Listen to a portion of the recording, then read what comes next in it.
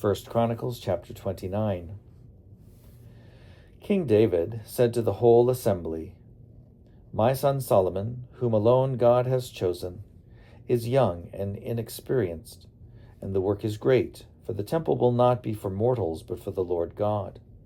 So I have provided for the house of my God so far as I was able, the gold for the things of gold, the silver for the things of silver, and the bronze for the things of bronze, the iron for the things of iron, and wood for the things of wood, besides great quantities of onyx and stones for setting, antimony, colored stones, all sorts of precious stones, and marble in abundance.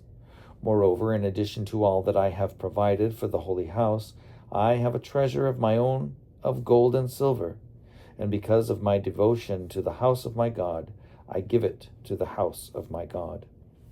3,000 talents of gold, of the gold of Ophir, and 7,000 talents of refined silver, for overlaying the walls of the house, and for all the work to be done by artisans, gold for the things of gold, and silver for the things of silver. Who then will offer willingly, consecrating themselves today to the Lord?" Then the leaders of ancestral houses made their freewill offerings, as did also the leaders of the tribes of Israel, the commanders of the thousands and of the hundreds, and the officers over the king's work. They gave for the service of the house of God 5,000 talents and 10,000 derricks of gold, 10,000 talents of silver, 18,000 talents of bronze, and 100,000 talents of iron. Whoever had precious stones gave them to the treasury of the house of the Lord, into the care of Jehiel the Gershonite. Then the people rejoiced, because these had given willingly, for with single mind they had offered freely to the Lord. King David also rejoiced greatly. Then David blessed the Lord in the presence of all the assembly. David said, "Blessed are you, O Lord, the God of our ancestor Israel, forever and ever. Yours, O Lord, are the greatness, the power, the glory, the victory, and the majesty, for all that is in the heavens and on the earth is yours. Yours is the kingdom, O Lord, and you are exalted as head above all. Riches and honor come from you, and you rule over all. In your hand are power and might, and it is in your hand to make great and to give strength to all. And now, our God, we give thanks to you and praise your glorious name. But who am I, and what is my people, that we should be able to make this freewill offering? For all things come from you, and of your own have we given you, for we are aliens and transients before you. As were all our ancestors, our days on the earth are like a shadow, and there is no hope. O Lord our God, all this abundance that we have provided for building you a house for your holy name comes from your hand and is all your own. I know, my God, that you search the heart and take pleasure in uprightness. In the uprightness of my heart I have freely offered all these things, and now I have seen your people, who are present here, offering freely and joyously to you.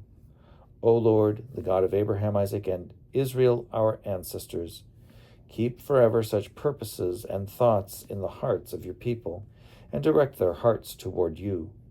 Grant to my son Solomon that with single mind he may keep your commandments, your decrees, and your statutes, performing all of them, and that he may build the temple, for which I have made provision." Then David said to the whole assembly, "Bless the Lord your God." And all the assembly blessed the Lord, the God of their ancestors, and bowed their heads and prostrated themselves before the Lord and the king. On the next day, they offered sacrifices and burnt offerings to the Lord, 1,000 bulls, 1,000 rams, and 1,000 lambs, with their libations and sacrifices in abundance for all Israel. And they ate and drank before the Lord on that day with great joy. They made David's son Solomon king a second time. They anointed him as the Lord's prince and Zadok as priest. Then Solomon sat on the throne of the Lord, succeeding his father David as king. He prospered, and all Israel obeyed him.